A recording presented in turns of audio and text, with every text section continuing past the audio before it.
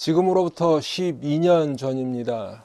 2010년 8월 5일에 칠레 북부에 있는 코피아포라고 하는 곳에 있는 산호세 구리광산이라는 그 광산이 붕괴되는 사고가 있었습니다. 19세부터 63세에 이르는 다양한 연령층에 있는 광부 33명이 매몰되었습니다. 사람들은 모두 다 사망했을 것이라고 추정했지만 그래도 계속해서 구조하려는 시도를 하였지요. 사고가 나고 17일 후에 혹시 생존자가 있을까 해서 그 깊은 지하에까지 이렇게 드릴로 구멍을 뚫어서 일단 그들이 살아있는가를 확인하기 위해서 이렇게 시도를 했었는데, 뜻밖에도 그 밑에서 이런 쪽지가 하나 올라온 것이었습니다. 지금 피신처에 다 숨어 있고 피해 있고, 그리고 33명 모두 다 안전하다라는 그런 내용이었습니다. 사람들은 희망을 가지고 구조에 나섰지만 그로부터도 52일이나 지난 후에야 간신히 구조할 수 있었죠. 그들은 지하 700m 갱도에 이렇게 갇혀 있었는데 그곳에서 나오는데 무려 69일이나 걸린 것이었습니다. 광부들은 그 안에서 지내면서 이제 아주 조금 남아있는 식량을 모든 사람이 조금씩 공평하게 나누어 먹으면서 서로 이제 격려하면서, 또 우리는 반드시 살아서 올라갈 수 있다라는 이런 희망을 나누면서 그렇게 견뎠다라는 이야기들을 들을 수 있었습니다. 광부들이 그곳에 매몰되어 있는 동안 가족들은 물론이고 그 소식을 들은 모든 사람들이 다 그들이 살아있기만을 간절히 기도했었지요. 마침내 구조되어서 그들이 밖으로 나오는 날, 그 모습을 전 세계의 뉴스로 이렇게 속보로 전하면서 그 기쁨을 전했던 기억이 있습니다. 그 광부들, 또 가족들만 기뻐한 것이 아니라 그 사람들을 구조했던 구조대원들부터 또 그 광경을 지켜보던 모든 사람들이 안도하며 기뻐했던 기억이 있습니다. 얼마 전에도 우리나라에서도 이와 비슷한 사고가 있었는데, 경상북도 봉화에 있는 어떤 광산이 무너져서 광부 2분이 매몰되는 사고가 있었습니다. 시간은 계속 흘러갔고, 그래서 이제 그 2분이 살아있을까 하는 희망도 사라져가는 때였죠. 그런데 정작 그분들은 나중에 얘기를 들어보니까 그 안에서 너무 깜깜하니까 시간이 어떻게 흘러가는지도 모르고 그저 한 3일 정도 지났을래나 했는데 사실은 열흘 만에 구조가 된 것이었습니다. 쉬는 시간에 마시려고 이렇게 가지고 있던 커피 믹스를 나누어 마시면서 서로 격려하면서 이렇게 지냈다라는 이야기를 듣게 됐는데, 그 열흘 만에 구조된 그 광부를 바라보면서 모든 사람이 다 기뻐했지요. 본인은 물론이고 가족들은 물론이고 구조대원들, 그 지켜보던 모든 사람들이 그렇게 기뻐하면서 정말 천만다행으로 건강한 모습으로 나오게 된 것을 이렇게 감사하고 했던 기억이 있습니다. 지금 이렇게 깜깜한 지하 갱도에 갇혀 있다가 가까스로 살아남은 분들의 이야기를 말씀을 드리는 이유는 바로 오늘 본문의 말씀도 이렇게 흑암 가운데서 주님의 은혜로 빛을 보는 그런 모습을 말씀하고 있기 때문입니다. 아주 죽을 만한 고비, 또 아주 깊고 어두운 정말 그러한 지하 갱도와 같은 곳에서 나와서 빛을 발견한 다윗이 하나님께 감사하고 찬송을 올려드리는 모습인 것이죠. 살아남은 것 자체가 기적이라고 할 만큼 그런 어려운 또 고난의 끝에 자신을 인도하시고 보호해 주신 하나님께 영광을 돌리는 그러한 말씀인 것입니다. 본문 1절로 3절 말씀해 보시면, 여호와여, 내가 주를 높일 것은 주께서 나를 끌어내사 내 원수로 하여금 나로 말미암아 기뻐하지 못하게 하심이니이다. 여호와 내 하나님이여, 내가 주께 부르짖음에 나를 고치셨나이다. 여호와여, 주께서 내 영혼을 수월에서 끌어내어 나를 살리사 무덤으로 내려가지 아니하게 하셨나이다. 여러분, 지금 다윗은 주님을 높여드립니다, 주님을 찬양하고 있습니다 라는 고백이지요. 왜냐하면 주님께서 나를 끌어내 주셨기 때문이라고 말합니다. 하나님께서 나를 환난과 시험과 고통 가운데서 끌어내 주셨다라는 것입니다. 그래서 내 원수들이 그런 내 모습, 그런 어려움 가운데, 환난 가운데 있는 내 모습을 보고 기뻐하지 못하게 하나님께서 나를 끌어내 주셨다는 것입니다. 또한 다윗이 부르짖음에 그 기도를 들으시고 고치셨나이다. 다윗의 육신의 건강이 회복되었는지, 아니면 영혼의 어떤 아픔, 심령의 그런 고통이 치료되었든지 간에 하나님께서 다윗을 고치시고 회복시켜 주셨다는 것이지요. 그리고 그것은 마치 수올에서 끌어내셔서, 수올은 구약 성경에서 보면 무덤을 의미하기도 하지만 지옥을 의미하기도 하지요. 그 수올에서 끌어내셔서 무덤으로 내려가지 않게 하신 것이라는 것입니다.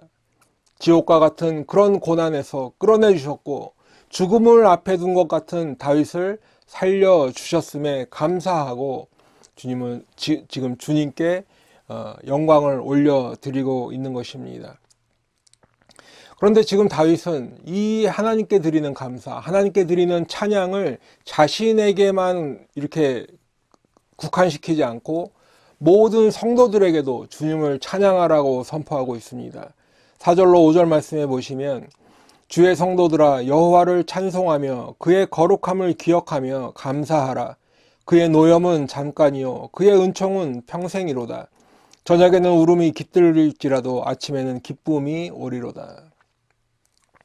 여러분, 지금 다윗이 주의 성도들에게 선포하고 있습니다. 성도들은 원어적으로 보면 하나님의 은혜 아래 있는 사람들이다라는 표현인 것입니다. 그러니까 지금 다윗은 하나님의 은혜 아래 있는 주의 성도들아 여호와를 찬송하라 라는 것이지요. 그리고 주님께 감사하라 하고 있는데, 주님의 거룩하심을 기억하면서 감사하라는 것입니다. 여러분, 지난주에도 우리가 말씀을 나눴습니다마는 어떤 상황 가운데에서도 감사할 수 있는 사람이 주님을 찬양하며 주님께 영광 돌릴 수 있는 사람인 것입니다. 그렇기 때문에 지금 다윗도 주의 성도들에게 찬양하라, 찬송하라, 주의 거룩하심을 기억하라 라는 것입니다. 그러면서 계속 권면하는 말이 있는데, 그의 노염은 잠깐이요 그의 은총은 평생이로다. 여러분, 만일 우리들 가운데 어떤 어려운 일을 당했다고 상상해 보시기 바랍니다. 어떤 고난이 찾아왔어요. 너무나 힘든 고난, 너무나 힘든 고통, 어려움이 있습니다. 그때 우리들은 마음속으로 주님께서 노여워하시나 라고 생각할 수 있겠지요. 하지만 그렇다고 해도 주님께서 주의 성도들에게 노여워하시는 것은 잠깐이요 라고 지금 말씀하고 있습니다.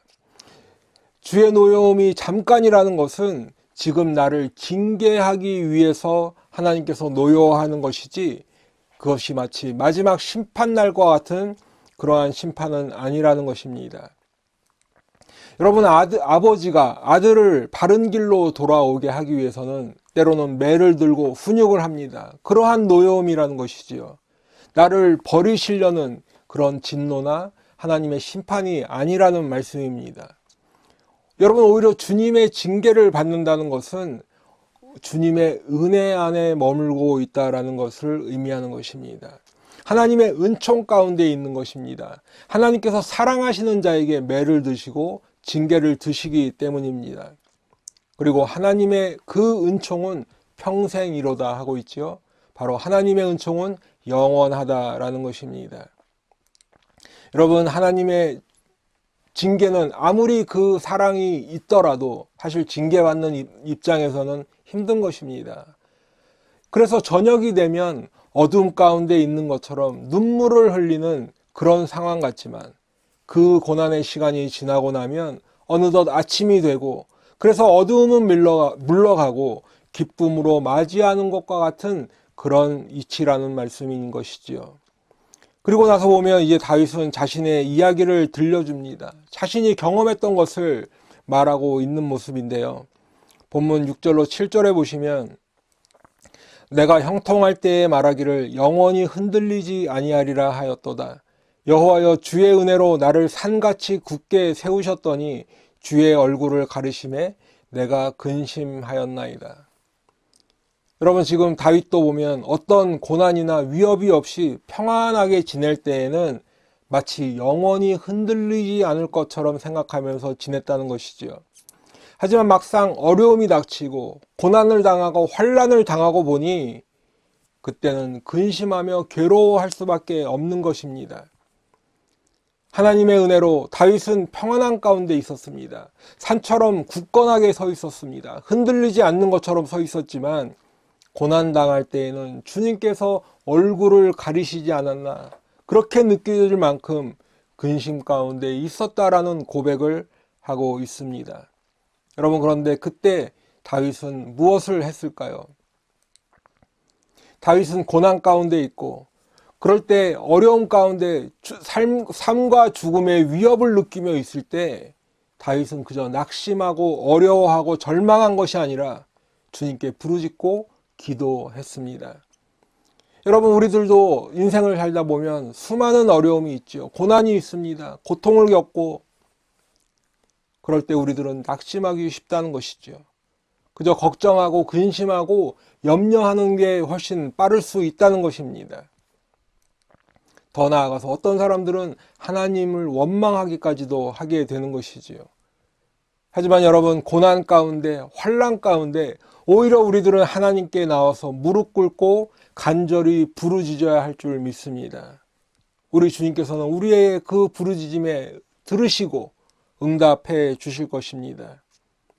그런 고난 가운데서도, 환난 가운데서도 모두가 다 주님 앞에 무릎 꿇고 기도하여서 주님의 응답받는 그런 성도들 다 되시기를 축원합니다. 계속해서 8절부터 10절에 보시면 여호와여, 내가 주께 부르짖고 여호와께 간구하기를 내가 무덤에 내려갈 때에 나의 피가 무슨 유익이 있으리요? 진토가 어떻게 주를 찬송하며 주의 진리를 선포하리이까? 여호와여, 들으시고 내게 은혜를 베푸소서. 여호와여, 나를 돕는 자가 되소서 하였나이다. 지금 다윗은 하나님께 간구한 내용을 적고 있습니다. 간절한 마음으로 하나님께 부르짖었습니다. 의지할 곳 주님밖에 없습니다. 간구하고 있는 모습입니다. 주님, 내 기도를 들으소서, 은혜를 베풀어 주옵소서 기도하고 있지요. 하나님, 나를 도와주소서.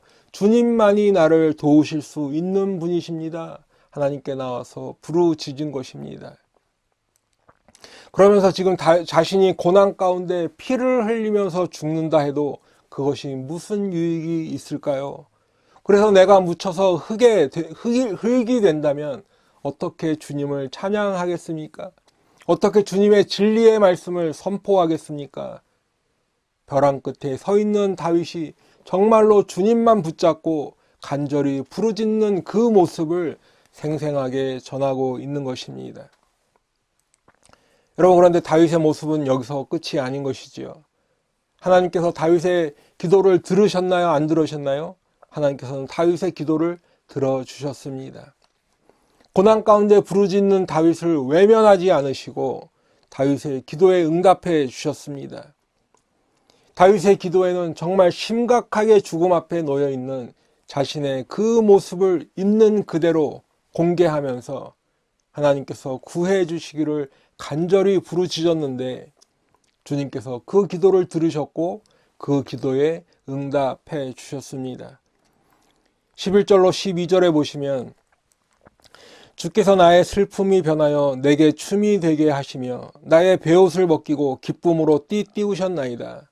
이는 잠잠하지 아니하고 내 영광으로 주를 찬송하게 하심이니 여호와 나의 하나님이여 내가 주께 영원히 감사하리이다.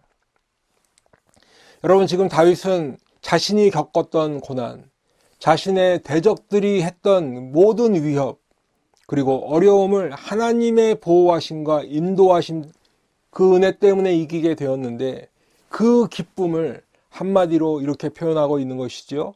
주께서 나의 슬픔이 변하여 내게 춤이 되게 하시며 나의 베옷을 벗기고 기쁨으로 띠띠우셨나이다. 여러분, 고난 가운데 있을 때, 위협 가운데 있을 때 다윗의 상태는 한마디로 표현하면 슬픔이었습니다. 하나님께서 인도해 주시고 보호해 주실 것을 믿고 주님만 의지하려고 해도 어쨌든 고난당하는 사람 입장에서 보면 고난은 힘든 것이지요. 어려운 것입니다. 그래서 감당할 힘을 달라고 구해야 하는 것입니다. 그런데 주님의 은혜로 이제 그 고난을 벗고 보니 다윗의 지금 모습은 한마디로 춤이 절로 나온다는 것입니다. 슬픔이 변하여서 춤이 되었고 기쁨이 되었습니다. 조금 전까지는 베옷을 입고 있었다면 베옷은 고난과 고통과 슬픔을 의미하는 것이죠. 하지만 지금은 기쁨으로 띠를 띄우셨나이다. 여러분, 베옷은 우리나라에서도 상복으로 쓰는 것인데 이스라엘에도 베옷을 입었다 그러면 슬픔이고 애통하면서 그 고난과 고통을 의미하는 옷인데 이제 상복이 잔치 때 입을 옷으로 바뀌었다라는 것입니다. 초상집이 잔치집이 된 것과 같은 그런 기쁨을 표현하고 있습니다. 여러분, 그렇기 때문에 지금 다윗은 잠잠할 수가 없는 것이죠. 여러분 생각해 보십시오. 죽음을 바로 앞에 둔 그런 위협이 사라졌는데, 자신을 감싸고 있던 고난이 사라졌는데 어떻게 가만히 있을 수 있겠습니까? 어떻게 잠잠할 수 있겠습니까? 아니에요. 오히려 다윗은 잠잠할 수 없는 것이지요. 목이 터져라 외치는 것입니다. 춤이라도 덩실덩실 추는 것입니다. 처음에 말씀을 드렸던 그 황부들이 갱도에서 이제 구조되어서 나오게 되니까 주위에 있던 가족들, 구조대원들이 모두 다 박수치며 환호하며 그렇게 만세를 부르며 기뻐했었는데 지금 다윗도 바로 그러한 심정을 말하고 있는 것입니다. 나를 구원해 주신 하나님을 찬송하고 내 기도에 응답해 주신 여호와 하나님께 영광을 돌리고 있는 것입니다. 주님만이 나의 주님이시고 여호와 하나님을 고백하는 것이지요. 주님께 영원한 감사를 드리면서 영원한 찬송을 올려드리는 말씀인 것입니다. 다윗이 지금 죽음의 위협을 받으면서 정말 생과 사가 왔다 갔다 하는 그런 고난 가운데 있었지만 하나님의 은혜로 그 고난과 위협을 벗어나서 자신을 보호해 주시고 인도해 주신 주님께 감사와 찬양을 드리는 그 모습이 바로 오늘 말씀의 내용인데, 그런데 가만히 보니까 오늘 시편 30편은 다윗의 시라고 되어 있습니다. 그러면서 다윗의 시, 곧 성전 낙성가라고 되어 있지요. 성전 낙성가라는 것은 성전 봉헌식 때 불렀던 그런 시다, 그런 찬송이다라는 의미입니다. 그런데 다윗은 성전을 짓지 못했습니다. 그리고 오늘 말씀도 가만히 보면 성전 봉헌식 때 이러한 노래를 불렀다, 어쩐지 조금은 어울리지 않는 그런 내용의 말씀인 것이죠. 그래서 굳이 생각해 본다면 아마도 다윗이 오르난의 타작마당을 사서 하나님의 언약궤를 들여오고 그래서 그곳에 성전 지을 준비를 하던 그때인가라는 생각을 할 수가 있죠. 하지만 그때는 우리가 추측해 볼 수 있어도 아무래도 그 오늘 말씀의 내용이 성전 봉헌식과는 왠지 그래도 맞지 않아 보입니다. 그래서 성경학자들은 어떤 생각을 했느냐, 아마도 오늘 말씀은 이제 다윗이 이러한 고난 가운데서 하나님의 은혜를 찬송하고 그런 슬픔이 변하고 기쁨이 되는 그 상황을 노래한 그 시편을 나중에 이스라엘 백성들이 바벨론의 포로로 끌려갔다가 돌아와서 다시 그 가나안 땅에 성전을 재건하였지요. 그러면서 그때 성전을 봉헌할 때 아마도 오늘 시편 30편을 성전 낙성가로 불렀나 보다, 이렇게 추측하는 성경학자들도 있는 것입니다. 그러면 오늘 우리들은 시편 30편이 언제 다윗의 때인지 아니면 나중에 바벨론 포로로 돌아와서 성전을 재건하였을 때인지 그런 것 말고 그것보다 사실은 더 궁극적인 의미를 찾아야겠죠. 오늘 말씀이 바로 오늘 이 시대를 사는 우리들에게 주시는 영적인 의미가 무엇인가 하는 것을 우리는 더 관심을 가져야 할 것입니다. 다윗은 오늘 본문에서 자신이 처했던 고난과 환난, 그리고 죽음의 위협 속에서도 자신을 지켜주시고 보호해 주셨던 하나님께 감사하며 찬양을 드리고 있습니다. 스올과 무덤을 언급할 만큼 정말 아주 어려운 고난이었었지요. 절체절명의 그러한 위협이었었지만 하나님께서 끌어올려 주셨다 고백하고 있습니다. 그리고 다윗은 고난 가운데서 하나님께 부르짖었고 하나님께서는 그 부르짖음에 응답해 주셨습니다.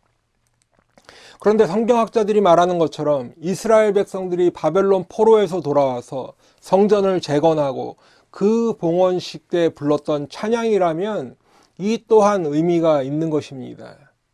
이스라엘 백성들이 바벨론에서 포로로 산다는 것은 하나님의 백성이라는 측면에서 보면 아주 암담하고 암울한 그러한 상황인 것이죠. 이스라엘은 하나님께로부터 버림을 받은 것이라고 생각한 것입니다. 이스라엘 백성들 모든 사람들은 어떤 사람들은 죽기도 하고 어떤 사람들은 포로로 끌려가기도 하고 그리고 뿔뿔이 흩어지기도 한 그러한 상황인 것입니다. 하나님의 백성들이 12지파로 남아 있었는데 그 모든 백성들이 이런저런 상황으로 끌려가고 죽고 흩어진 것입니다. 그때의 심정을 잘 보여주는 말씀이 시편 79편 1절로 5절에 있는데 하나님이여 이방 나라들이 주의 기업의 땅에 들어와서 주의 성전을 더럽히고 예루살렘이 돌무더기가 되게 하였나이다.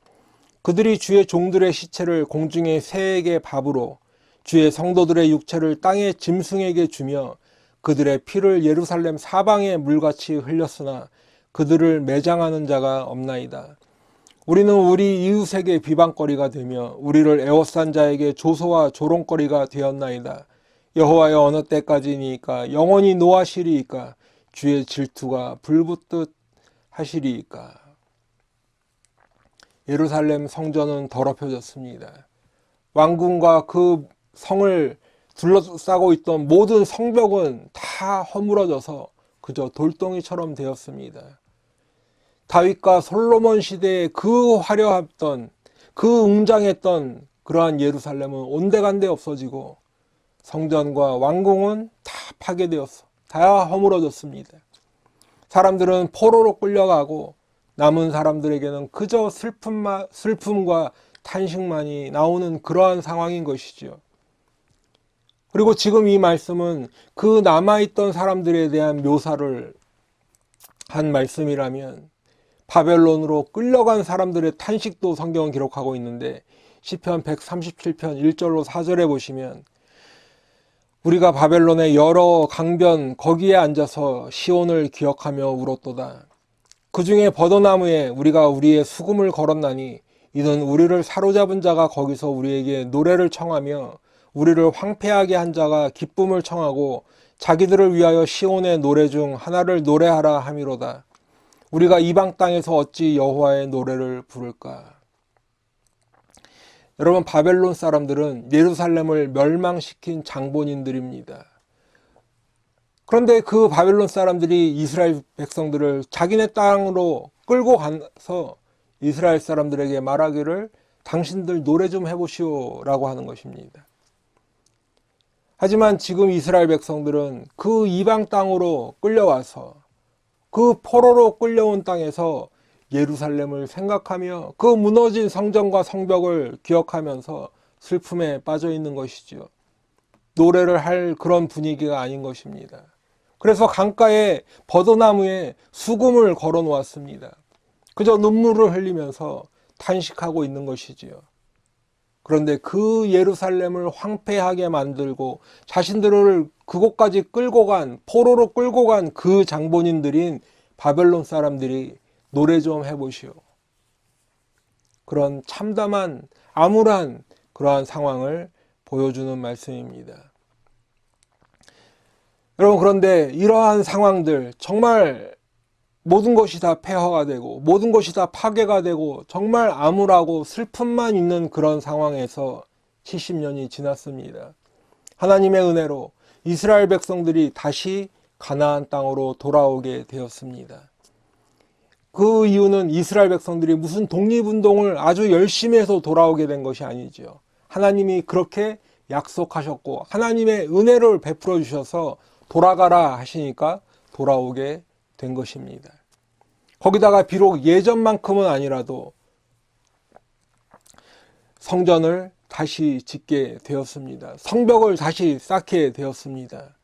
그러니 이때까지 정말 암흑과 같은 시간을 보내고 다시 성전을 재건할 수 있게 되어서 그 성전을 봉헌할 때 오늘 다윗이 느꼈던 그런 고난, 오늘 다윗이 느꼈던 그런 암울하고 정말 그 흑암과 같은 그러한 위협 가운데에서 하나님의 은혜로 건짐을 받은 그런 심정을 가지고 이 시편으로 하나님께 영광을 돌리지 않았을까요? 그렇기 때문에 슬픔이 변하여서 춤이 된 것입니다. 베옷이 변하여 기쁨의 띠를 띠게 하셨나이다 고백하는 것입니다. 그런데 이스라엘 백성들에게는 이렇게 슬픔이 변하여 기쁨이 된 사건이 또 한 번 있었습니다. 에스더서 9장 22절에 보시면 이달 이날에 유다인들이 대적에게서 벗어나서 평안함을 얻어 슬픔이 변하여 기쁨이 되고 애통이 변하여 길한 날이 되었으니 이 두 날을 지켜 잔치를 베풀고 즐기며 서로 예물을 주며 가난한 자를 구제하라 하매. 여러분, 지금 에스더가 있던 이 시대는 아직도 이스라엘 백성들이 바벨론의 포로로 잡혀 있는 그 시대인 것입니다. 그런데 하만의 계략으로 인해서 그곳에 살던 모든 이스라엘 백성들이 다 죽게 생겼습니다. 왕의 명령이 내려졌고 날이 정해졌습니다. 모든 이스라엘 백성들은 그 날이 되면 다 죽게 된 것입니다. 그때 하나님의 은혜로 모르드게와 에스더를 사용하셔서 이스라엘 백성들이 죽기로 예정되어 있던 그날, 이스라엘 백성들이 도리어 자신들의 원수를 물리치는 그날로 바뀌게 된 것이지요. 그래서 성경은 지금 그 날이 바로 슬픔이 변하여 기쁨이 된 날이다 라고 말씀하고 있습니다. 애통이 변하여 길한 날이 되었다라고 성경을 말씀하는 것이죠. 그리고 이 두 날을 가리켜서 불임절이다 부르게 되었습니다. 여러분, 그렇다면 오늘 다윗이 말한 슬픔이 변하여 기쁨이 된 날, 또 에스더서에서 말한 슬픔이 변하여 기쁨이 되고 애통이 변하여 길한 날이 되는 때는 우리들에게는 언제 또 그런 날이 있을까? 바로 우리 성도들이 이 땅의 모든 고난을 끝내고 하나님의 나라에 들어갈 때인 것을 꼭 믿으시기 바랍니다. 여러분, 성경은 우리 그리스도인들에게 이 땅에 사는 것을 나그네와 같다라고 말씀하고 있습니다. 그러니까 우리 주님도 우리들에게 자기 십자가를 지고 주님을 따르라 말씀하셨지요. 그러니까 우리들이 추구해야 하는, 이 땅에서 추구해야 하는 삶은 바로 이 땅에서 잘 먹고 잘 사는 그런 것을 추구해야 되는 것이 아닙니다. 오히려 이 땅에서는 예수 믿는 것 때문에 고난을 받을 것입니다. 예수 믿는 신앙 때문에 고통을 받을 것입니다. 그렇게 살게 되어 있는 것입니다. 그러니까 이 땅에서의 삶은 베드로전서 2장 11절에서 표현한 대로 거류민이고 나그네인 것입니다. 그렇다면 이렇게 예수 믿고 사는 게 고통뿐인가? 고난뿐인가? 어려움만 당하는가? 그러면 우리는 이 고난을, 이 고통을 언제 벗어날 수 있을까? 그 고통을 벗어버릴 때가 있고 슬픔이 변하여 기쁨이 되는 날이 반드시 있는데 그 날이 언제일까요? 바로 하나님의 나라에 들어가는 날이 슬픔이 변하여 기쁨이 되고 애통이 변하여 길한 날이 되는 그 날인 것을 믿으시기 바랍니다. 여러분, 요한계시록 21장 3절로 4절에 보면 내가 들으니 보좌에서 큰 음성이 나서 이르되 보라, 하나님의 장막이 사람들과 함께 있음에 하나님이 그들과 함께 계시리니 그들은 하나님의 백성이 되고 하나님은 친히 그들과 함께 계셔서 모든 눈물을 그 눈에서 닦아주시니 다시는 사망이 없고 애통하는 것이나 곡하는 것이나 아픈 것이 다시 있지 아니하리니 처음 것들이 다 지나갔음이러라. 사랑하는 성도 여러분, 우리가 이 땅에 사는 동안에는 많이 우시기 바랍니다. 내 죄를 애통해야 하며 울어야 하고 내가 죄인인 것을 주님 앞에 나와 회개하면서 자복하면서 울어야 하는 것이지요. 예수님 말씀 전하다가 그 영혼들을 보면서 울어야 하고 또 믿음 지키려다 울어야 하는 것입니다. 또 주님 앞에 무릎 꿇고 부르짖을 때 울어야 하고 간구하며 울어야 하는 것입니다. 그렇기 때문에 우리들은 많이 울어야 합니다.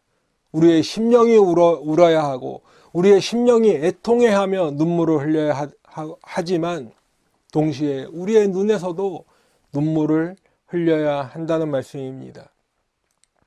하지만 우리 주님께서 그 우리가 흘렸던 눈물 닦아주실 날이 반드시 있다고 성경은 약속하고 있습니다. 주님께서 예비하신 하나님의 나라에서 하나님이 우리와 함께 해주시는 그날, 우리는 하나님의 백성이 되고 하나님은 친히 우리와 함께 계시는 그날, 우리 주님은 우리의 모든 눈물을 닦아주실 것입니다. 그때에는 다시 사망이 없고 애통하는 것이나 곡하는 것이나 아픈 것이 다시 있지 않은 그 날인 것이지요. 그렇기 때문에 여러분, 사도행전에 보시면 이제 베드로와 사도들이 예수님의 말씀을 전하다가 공회에 끌려가는 장면이 있습니다. 그래서 공회원들이 더 이상 예수님의 십자가와 부활을 전하지 말라고 사도들을 때리고 이제 내쫓아 버렸는데요. 그런데 그때 베드로와 사도들이 반응을 보면 사도행전 5장 41절에 보시면 사도들은 그 이름을 위하여 능욕받는 일에 합당한 자로 여기심을 기뻐하면서 공회 앞을 떠나니라. 여러분, 지금 채찍질에 맞았다고 성경은 기록하고 있습니다. 전도하다가 예수님 전하다가 채찍에 맞은 거예요. 그러고 풀려났는데 온몸에 상처투성이 멍들고 피 흘리고 그렇게 나오면서 오히려 기뻐했다 성경은 기록하고 있습니다. 공회에 끌려가서 위협하면서 채찍으로 때리고 그러한 상황에서 위축되고 도망가는 게 아니라 오히려 예수님 때문에 나 매 맞았다, 예수님 때문에 나 이렇게 채찍 맞았다 라는 것을 기뻐하는 것이지요. 왜 그럴 수 있었을까요? 바로 주님께서 눈물 닦아주시는 그 날을 바라보고 소망하기 때문에 가능한 것입니다. 여러분, 사도 바울도 보면 디모데에게 마지막으로 남긴 말이 바로 고난을 받으라 라고 말하고 있습니다. 디모데후서는 사도 바울의 인생에서 보면 가장 이제 최근에 죽기 전에 사도 바울의 유언과 같이 남긴 말이다 이렇게 성경학자들은 이야기하는데, 그 디모데후서에 보면 계속해서 디모데에게 고난을 받으라 라고 권면하는 것을 볼 수 있습니다. 디모데후서 1장 8절에 보시면 그러므로 너는 내가 우리 주를 증언함과 또는 주를 위하여 갇힌 자 된 나를 부끄러워하지 말고 오직 하나님의 능력을 따라 복음과 함께 고난을 받으라. 디모데후서 2장 3절에도 보시면 너는 그리스도 예수의 좋은 병사로 나와 함께 고난을 받으라. 4장 5절에도 보시면 그러나 너는 모든 일에 신중하여 고난을 받으며 라고 권면하는 것이죠. 왜 그럴까요? 사도 바울은 디모데를 아들과 같이 아꼈다라고 표현하고 있는데, 그 아들처럼 아끼고 사랑하던 그 디모데에게 다른 권면이 아니라 왜 고난을 받으라고 할까요? 그것은 이 땅에서 받는 고난이 훗날 우리 주님께서 닦아주시는 눈물이 되기 때문에 그렇습니다. 우리 주님께서 우리들을 맞아주시며 그 눈물을 닦아주실 것이기 때문에 그렇습니다. 그리고 그날이 바로 슬픔이 변하여 춤이 되게 하시고 베옷을 벗겨서 기쁨이 되게 하시는 그 날이기 때문에 그렇습니다. 사랑하는 성도 여러분, 그러면 우리가 이 땅에서 고난도 받지 않고 또 죽어서는 천국에 가는 것이 더 좋은 게 아닐까, 혹시 이런 생각하시는 분도 계실 것입니다. 여러분, 그러나 우리가 이 땅에서 살아갈 때 고난 없이 산다는 것은 바로 세상의 원리를 따라 살았다는 것을 의미하는 것이지요. 하나님과 상관없이 살았다는 것을 의미합니다. 그러므로 그때에도 하나님과 함께 있을 수 없는 것을 동시에 의미하는 것입니다. 주님께서 닦아주실 눈물도 없는 것입니다. 이제 말씀을 맺도록 하겠습니다. 여러분, 오늘 다윗은 고난 가운데, 환난 가운데에서도 우리 주님께 부르짖고 간구했습니다. 다윗의 관심은 늘 하나님께 있었기 때문에, 늘 주님께 있었기 때문에 좋은 일이 있으면 주님 안에서 기뻐했고, 또 환난과 핍박과 고난이 있으면 무릎 꿇고 주님 앞에 부르짖고 간구했습니다. 하나님께서는 그런 다윗의 기도를 들으시고 응답해 주셨습니다. 하나님은 살아계신 하나님이시기 때문에 그렇습니다. 여러분, 이 모습이 바로 우리들이 따라가야 할 그 믿음의 신앙의 선순환인 것입니다. 우리가 기쁠 때에는, 좋은 일이 있고 평안할 때에는 하나님을 찬양하고, 우리가 고난과 어려움과 낙심되고 환난 가운데서 낙심하고 절망하는 것이 아니라 무릎 꿇고 기도하여서 하나님의 인도하심과 보호하심 가운데 그 응답받고 있는 것이 우리의 신앙의 선순환이 되어야 한다는 말씀입니다. 여러분, 우리들은 고난 가운데 있을 때, 환난 가운데 있을 때 무엇을 생각하십니까? 주님께 부르짖고 간구하십니까? 아니면 원망하고 불평하고 낙심하십니까? 여러분, 오늘 말씀은 우리들이 어려울 때, 힘들 때, 고난 가운데 있을 때 더욱 기도하라 말씀하고 있습니다. 그리고 우리들이 주님께 부르짖는 그 순간 살아계신 우리 하나님은 우리의 기도를 들으시고 응답해 주시는 분이심을 꼭 믿으시길 바랍니다. 그리고 우리들이 이 땅에서 예수님 때문에 받는 고난을 기쁨으로 여기고 세상 따르지 않고 하나님만 의지하고 그분의 말씀에 순종하리라 결단하면서 이 땅에 나그네와 같은 인생을 마친 성도들에게 우리 주님은 그 눈물을 닦아주시고 우리를 하나님의 백성으로 맞아주셔서 하나님의 나라에서 영원히 우리 주님과 함께 살게 되는 그 영생, 그 복을 주실 줄로 믿습니다. 슬픔이 변하여 기쁨이 되는 그날, 애통이 변하여 길한 날이 되는 그날, 배옷이 변하여 기쁨의 띠를 띠게 되는 그날, 그날을 소망하시면서 믿음으로 끝까지 승리하는 우리 성도들 다 되시기를 예수님의 이름으로 축원합니다. 기도하겠습니다.